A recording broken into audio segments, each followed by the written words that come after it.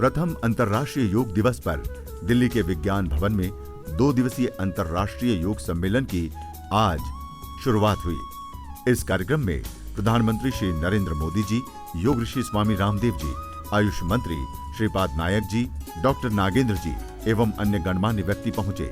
इस मौके पर प्रधानमंत्री श्री नरेंद्र मोदी जी ने अंतर्राष्ट्रीय योग दिवस का लोगो और टैगलाइन के लिए हुई प्रतियोगिता के विजेता को इनाम व प्रशस्ति पत्र भेंट किया और साथ ही 10 एवं 100 रुपए के सिक्के का लोकार्पण किया एवं 5 रुपए का डाक टिकट जारी किया।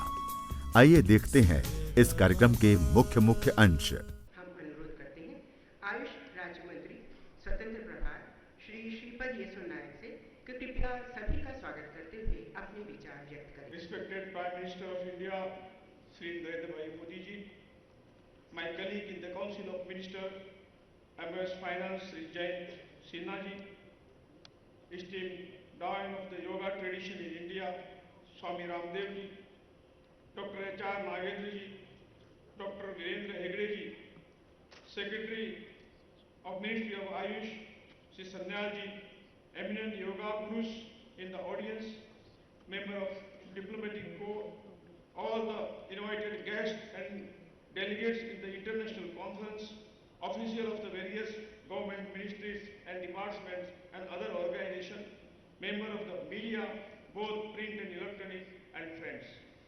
It gives me immense pleasure in welcoming all of you to this international conference of yoga for holistic health.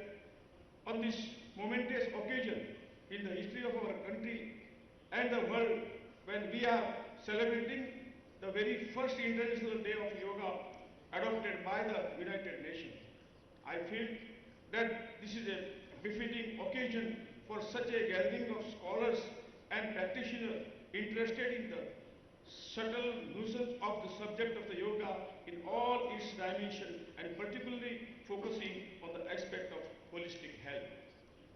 Yoga is one of the greatest gifts of the country to the entire mankind. Probably that is the reason why as many as 177 out of 193 UN member states not only supported the ideas of the declaring 21st June as the International Day of Yoga, but also co-sponsored the resolution.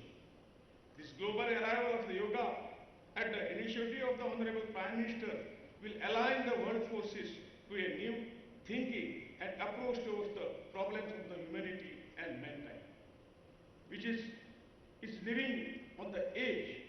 The unification of the body, heart, mind and soul, as the Honorable Prime Minister spoke of the Rajpath today morning, will create the harmony amongst the mankind and with nature the world is longing for. It was a new dawn at Rajpath today, and ladies and gentlemen, let us take this light forward in all earnestness. Everyone in today's world is subjected to various forms of stress in life. In the modern age, our life has become a mechanical. Our life is oriented outwards rather than inwards. Nobody is having time to look within, no, to enjoy the inner peace of the happiness. Yoga helps a person to find peace and happiness within. Yoga brings harmony between the body and mind as well as mind and spirit. The harmony helps the person to lead the peaceful and happy life which every human being is aspiring for. Health aspects of yoga has become a more significant, and modern medicine has also started recognizing the value of the same. Yoga is largely being used in disease prevention and for adjunct therapy or even standalone system of many dimensions of the healthcare. The biggest challenges of the health sector today is the large burden of non-communicable disease.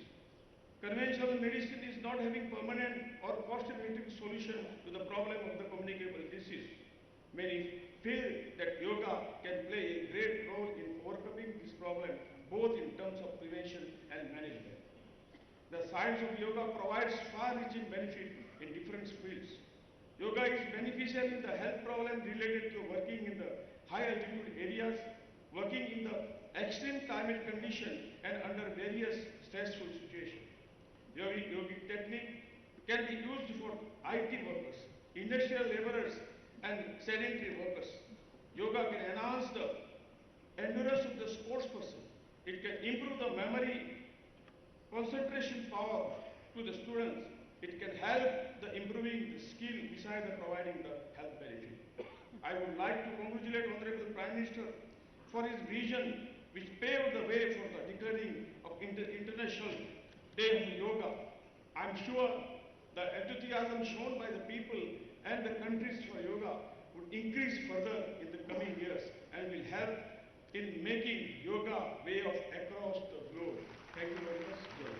हमारे देश में पिछले कुछ वर्षों में योग की अलग जगाने में अग्रणी रहे हैं स्वामी रामदेव जी। हम उनसे अनुरोध करते हैं कृपया आज के इस अवसर पर सभी को संबोधित करें।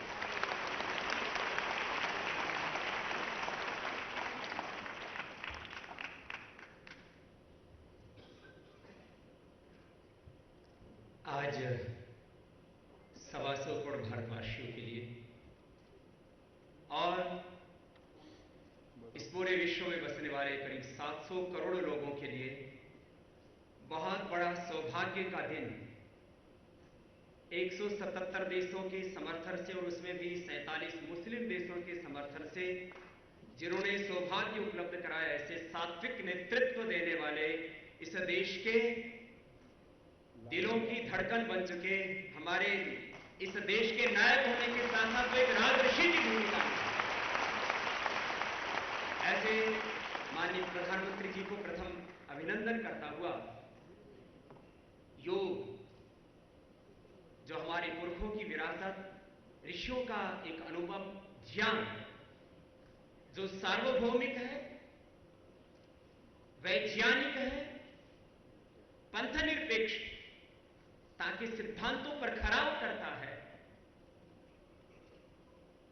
उस scientific universal and secular knowledge को एक जीवन पद्धति की तरह हम अपने जीवन में आत्मसात करें। योग को एक पंथ की तरह नहीं, एक जीवन पथ के रूप में हम स्वीकार करें। इसलिए आज प्रधानमंत्री जी ने सुबह ही कहा कि आज राजपथ योग पथ बन गया है, ये जीवन का पथ है।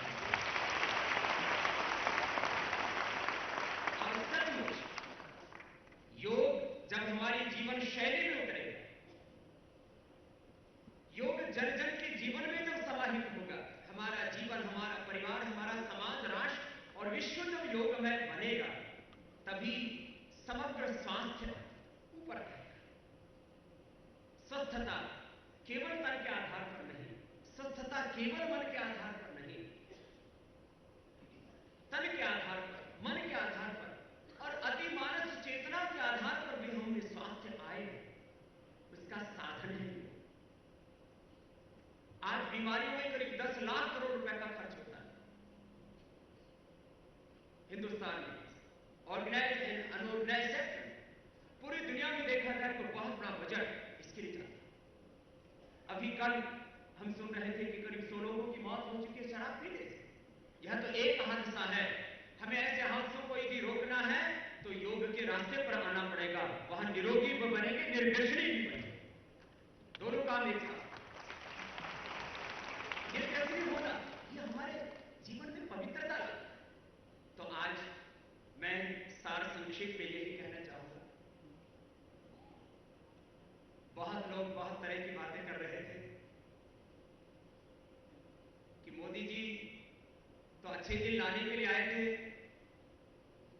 ये योग के काम में कैसे पड़ गए? भैया, मोदी जी अच्छे दिन भी ला रहे हैं राजनीतिक तौर पर भी, लेकिन जो योग करेगा उसका दिन अच्छा जरूर होगा, ये गारंटी। योग से ही अच्छे दिन की शुरुआत होगी, अच्छे दिनों की शुरुआत होगी, क्योंकि जन जन जब निरोगी बनेगा, निर्व्यसनी होगा, निर्द्वंद्व होगा, निर्वैर होगा, निर्भय होगा, उसके शरीर में ऊर्जा होगी, उसके मन में ऊर्जा होगी, उसकी चेतना में अपरिमित ऊर्जा का जो स्रोत है, जब उसको जागृत करेगा तो एक एक मानव महामानव बनेगा। ये है योग की ताकत। और इसी के लिए श्री अर्जुन ने कहा था, मैं अति मानव चेतना का अवतरण इस धरती पर देखना चाहता हूं, मानव को महामानव के रूप में देखना चाहता हूं। योग को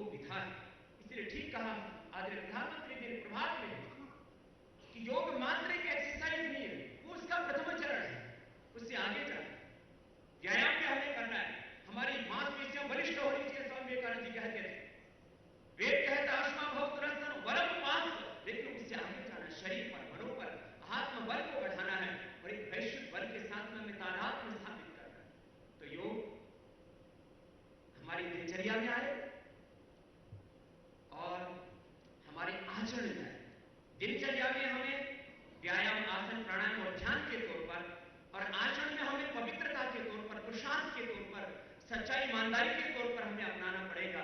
जब इसको समग्र रूप से अपना लेंगे तो निश्चित रूप से एक पूर्ण विकसित मानव के रूप में योग हमें संबल देगा, हमें बल देगा। और योगश्चित्त वृत्ति निरोधः तदा दृष्टुः स्वरूप्यावस्थानम् समत्वं योगः उच्यते युक्ताहार विहारस्य युक्तचेष्टस्य कर्मसु युक्त स्वप्नावबोधस्य योगो भवति दुःखः। ये योग की समग्र चेतना हमारे भीतर अवतरित होगी और हम तनमन का आरोग्य पाके वसुधैव कुटुंबकम विश्व बंधुत्व सह अस्तित्व और एकत्व के सूत्र में बंधते हुए अष्टांग योग का पालन करते हुए, क्रिया योग का पालन करते हुए शील समाधि और प्रज्ञा के आरोहण को प्राप्त करके एक पूर्ण विकसित मानव के रूप में अपने आप को हम पाएंगे। अपने भीतर एक व्यक्ति नहीं, अपने भीतर हम समष्टि को पाएंगे। अहम ब्रह्मास्मि, यही है योग का अंतिम ध्येय कि व्यक्ति अपने भीतर छोटी छोटी इकाइयों को नहीं, समग्रता से संपूर्ण समष्टि को अपने भीतर आत्मसात कर सके। इसके विधान योग है, इसको हमें लंबा लेके जाना पड़ेगा, दिनचर्या में आत्मसात करना पड़ेगा। जन जन में हमें योग को आत्मसात कराना होगा, योग में विश्व बने और इसके ऊपर आगे साइंटिफिक रिसर्च भी हो, हम सिस्टम में भी इसको इंक्लूड कर पाए। मैं तो आदरणीय प्रधानमंत्री जी से आज यह भी आग्रह करूंगा कि उनके पावन नेतृत्व में योग को कई शताब्दियों के बाद एक बहुत बड़ा गौरव मिला है और ये पूरी मानवता के लिए आदरणीय मोदी जी का एक बहुत बड़ा योगदान है। एक तरह से इस धरती के लिए ये वरदान है और उन्होंने जो काम किया उनकी मैं प्रशंसा करता हूं कि आगे अनुसंधान का भी कार्य हो और इसमें भी वो एक अग्रणी भूमिका निभाते हुए हम सबको भी सौभाग्य दे कि इस क्षेत्र में हम सब मिल करके इस काम को और आगे बढ़ाएं। मेरे तो जीवन का एक ही लक्ष्य है, आने वाले 50 सालों में मैंने सोचा है एक एक व्यक्ति और पूरे विश्व को हम सब मिल करके योग में बना पाए, तो ये हमारे जीवन की बहुत बड़ी धन्यता होगी। मेरा सभी को बहुत अध्यात्म एवं भौतिकता में सुंदर तालमेल बिठाने में दक्ष बहुआयामी व्यक्तित्व समाज सेवक डॉक्टर वीरेंद्र हेगड़े ने 2013 में एक विशाल योग कक्षा आयोजित की थी, जिसमें 62,824 लोगों ने भाग लिया था और जिसका उद्देश्य गिनीज वर्ल्ड रिकॉर्ड में किया गया है। आज भी हमारे बीच है, हम उनसे अनुरोध करते हैं कृपया सभी को संबोधित करें। श्री क्षेत्र धर्मस्थल भगवान श्री मंजुनाथ स्वामी से प्रार्थना करते हैं कि उनका आशीर्वाद हम सभी पर सदा रहे। हमें गर्व है, अभिमान है कि हम भारतीय हैं। हमारे देश के इतिहास को ध्यान से देखें तो यह देश अपूर्व अनुपम संपत्ति से दुनिया के सभी को प्यारा है। आध्यात्मिक, भौतिक, प्राकृतिक, अनुपम और भी कई तरह के खजाने यहाँ पर हैं। वे हमारे पूर्वजों का कई सहस्र वर्ष की साधना, निष्ठा एवं लगन के फल है जो धरोहर के रूप में हमें प्राप्त हुई है। इन सबको देखने वाले कुछ देश भौतिक संपत्ति को अपनाने के सोच से हमारे देश पर बहुत बार आक्रमण भी किए हैं और कुछ लोग इन भौतिक संपत्ति को लूटे भी हैं। इसके विपरीत इस पवित्र धरती की ज्ञान संपत्ति को अपनाने की इच्छा से जिज्ञासु बनकर आए कुछ लोग श्रद्धा से अध्ययन करके ज्ञानी भी बने हैं। इनमें से एक उदाहरण अलेक्जेंडर की है, जो भारत की अपार संपत्ति को अपनाने की सोच से इस देश पर आक्रमण करने निकला था।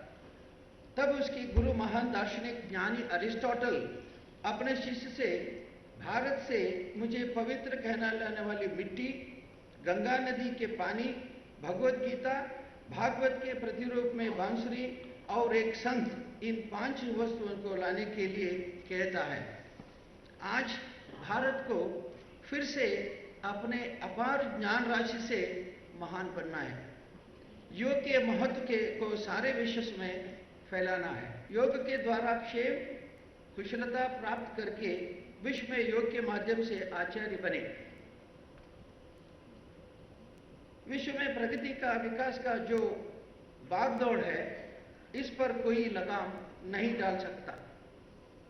आर्थिक विकास के भागदौड़ में मानसिक संतुलितता का भी सही रहना आवश्यक है।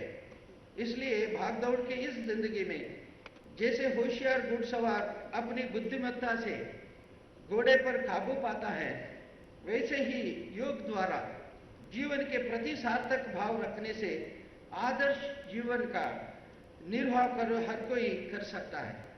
आज का यही दिन भी उसी का संकेत है।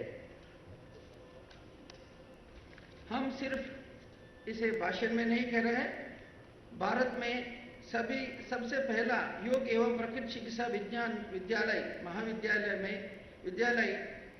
1990 में हमने धर्मस्थल में शुरू किया था।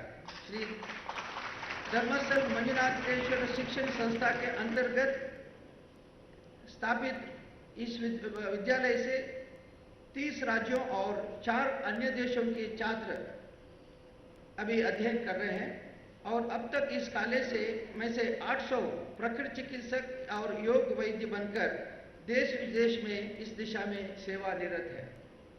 योग जो ज्ञान, कर्म और भक्ति का आदर्श मिश्रण है, उसे हर साल 21 जून को सारे विश्व में योग दिवस के रूप में हर्षोल्लास से मनाया जाएगा। इस संदर्भ में उपस्थित सभी को अत्यंत गौरव से इस ऐतिहासिक दिन की शुभकामना कहते हुए फिर से भारत विश्व का गुरु बनकर आदर्श जीवन का शुभ संदेश दे, यही प्रार्थना से सबको प्रणाम। जय भारत, वंदे मातरम। स्वामी विवेकानंद योग अनुसंधान संस्थान बेंगलुरु के चांसलर हैं डॉक्टर HR नागेंद्र। आप अंतर्राष्ट्रीय योग दिवस की विशेषज्ञ कमेटी के अध्यक्ष हैं। देश में योग दिवस के समग्र आयोजनों में डॉक्टर नागेंद्र का विशेष योगदान रहा है। आज के इस अवसर पर हम उनसे विनम्र अनुरोध करते हैं, कृपया सभी को संबोधित करें। My dear brothers and sisters, yoga experts, elders, we all are highly grateful to our Prime Minister Narendra Modi ji for bringing yoga all over the world with the purpose of bringing Vasudhaiva Kutumbakam, to make a world family, and that can happen with yoga. And the first thing that he did is to have a separate Ayush ministry, and our Shripad Naik ji had been bringing new dimensions to yoga, and what a wonderful program we had this morning, thanks to the meticulous planning and execution of our Secretary Nilanjan ji and the Joint Secretary Anil Ganariwala ji.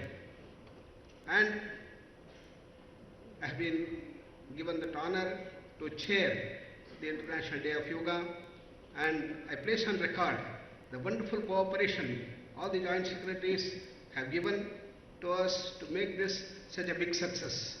Joint Secretary Shri Anil Ganariwala ji and Jitendra Sharma ji and Srivastava ji and the Director of the Moraji Desai National Institute of Yoga, Baswaran ji, he placed on record the great work that have been put forth by all of them day and night, 24 hours, to make this a grand success. And all the yoga rishis who joined us in our committee to bring out this common protocol, and that was a great achievement for us in this wonderful occasion. We all know that the World Health Organization defined health as not merely absence of a disease or an infirmity, but a state of well-being at the physical, emotional, social and spiritual levels. And we always say that prevention is better than cure. But how much do we really mean in the world spectrum? When you look at the budget the world over, how much do we spend for prevention? Hardly 1 to 2% of the entire budget. Ayush Ministry essentially hinges on prevention, non-pharmacological approaches, yoga, naturopathy and various dimensions of Ayurveda and others. And therefore it is time that we invest more and more in the preventive aspects and also for promotion of positive health. And that is the one that can reduce the cost in a very big way. And yoga excels here with a cost-effective way by which we will be able to do that. And with a great thrust given by our Prime Minister, we are sure that yoga can become a very effective adjunct to the modern medical system and also can raise itself to the higher level so that Ayush can become the mainstream in years and decades to come. And that's going to be our great contribution of yoga to the entire humanity and for bringing total health. With this, I once again invite all the yoga masters and others to join hands and work together as a harmonious whole, as one team, to bring this dimension of total health throughout the country. धन्यवाद. और उससे विनम्र अनुरोध करते हैं कि कृपया अपने प्रेरणामय उद्बोधन से सभी को कृतार्थ करें.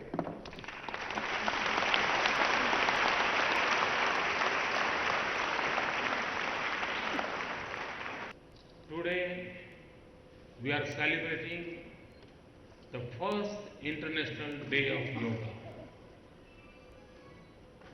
When I spoke at the United Nations General Assembly on 27th September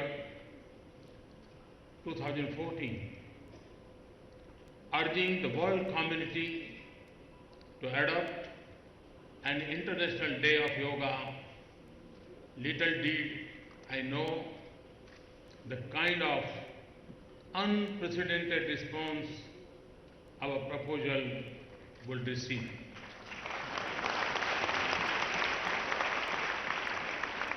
The community of nations responded as one. On December 11, 2014, the 193-member United Nations General Assembly approved the proposal by consensus with record 177 co-sponsoring countries. जैसे UN के इतिहास में अपने आप में एक बहुत बड़ी घटना है. As I stand here today, the International Day of Yoga is being celebrated across the world. Millions of people around the world are participating in this event.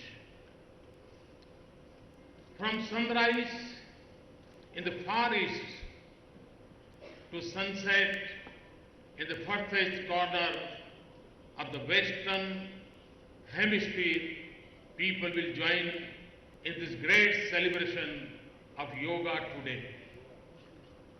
In India, this morning, millions of people participated in a simple yoga demonstration at Rajpath, in state and district capitals, in community, groups, and in their homes also. This solidarity in yoga, this coming together with our brothers and sisters in other countries, brings our hearts and minds closer. I am also happy to release here today a commemorative coin and postage stamp on the occasion. I am grateful to the international community for the support. I acknowledge with all humility that this support is not just for India. This support is for the great tradition of yoga, the tradition that helps individuals and society to discover a sense of oneness with the self, with each other and nature. The reach and spread of yoga span continent, cuts across differences of colors, class and creed. I am told that there are communities of yoga practitioners in almost every country in the world. From the banks of the river Indus to every continent in the world, yoga has spread harmony between man and nature and a holistic approach to health and well-being. It is said that yoga transforms lives. जो लोग योगा से परिचित हैं उनको पता है कि योगा एक प्रकार से, अगर हम में से कोई ऐसा नहीं होगा, दुनिया में कोई इंसान ऐसा नहीं होगा जो ये न चाहता हो कि वो जीवन को जी भर जीना चाहता है। हर कोई जीवन को जी भर करके जीना चाहता है। और मैं विश्वास से कहता हूं कि योगा ये जीवन को जी भर करके जीने की जड़ी बूटी है।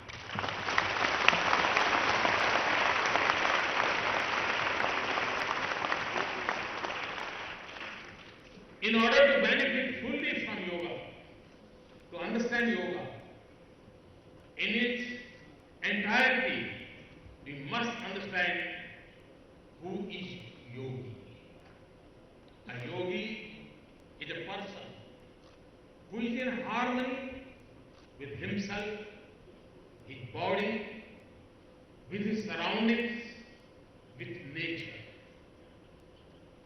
Yoga is the means to achieve that harmony. From the Upanishads comes the idea of yoga to transform human consciousness through control of body and senses through constant practice.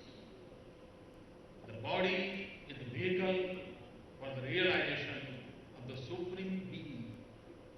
जिसको ज्ञान नहीं, अनुभव नहीं, उसको शक होता है कि क्या योगा से संभव हो सकता है।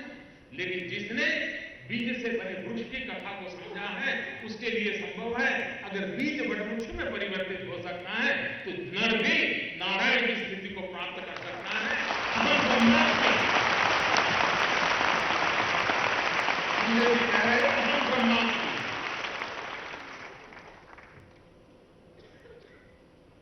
जब चेतन सब कुछ को अपने में समाहित करने का सामर्थ्य तब प्राप्त होता है जब स्वयं का विस्तार करते हैं। योगा एक प्रकार से स्व से समष्टि की यात्रा है। योगा एक प्रकार से अहम से वयम की ओर जाने का मार्ग है। और इसलिए जो अहम से वयम की ओर जाना चाहता है, जो स्व से समष्टि की ओर जाना चाहता है, जो प्रकृति के साथ जीना सीखना चाहता है, योग उसको उंगली पकड़ करके ले जाता है। चलना तो उसको ही पड़ता है। आज से करीब 75 साल पहले श्री अरविंद ने जो देखा वो आज हम अनुभव करते हैं। और यही तो ऋषि मुनियों के सामर्थ्य का परिचय है। और ये ताकत आती है योग के समर्पण से, योग की अनुभूति से, योगमय जीवन से।